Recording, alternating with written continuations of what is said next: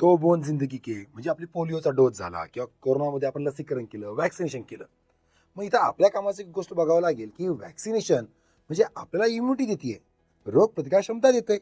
मग कोणत्या प्रकारची येते सांगतो.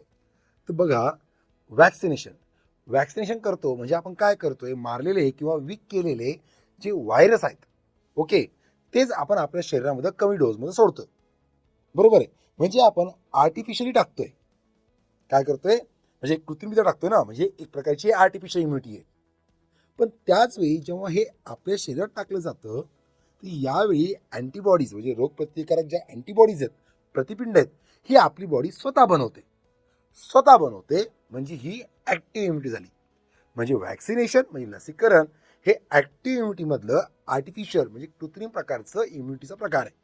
बरोबर आहे. मग याच पद्धतीनं जेव्हा आपण आजारी पडतो, तेव्हा जी आपल्याला इम्युनिटी भेटते किंवा जेव्हा आपल्याला बाळाला दूध पिऊ घातलं जातं, तेव्हा त्या दुधावाटे अँटीबॉडीज भेटतात. बरोबर, किंवा साप चावल्यानंतर अँटीसेरा दिला जातो. यावेळी आपल्याला कोणत्या प्रकारची इम्युनिटी भेटते हे शोधणं आणि याचं उत्तरच आपल्या कामाचं आहे. धन्यवाद.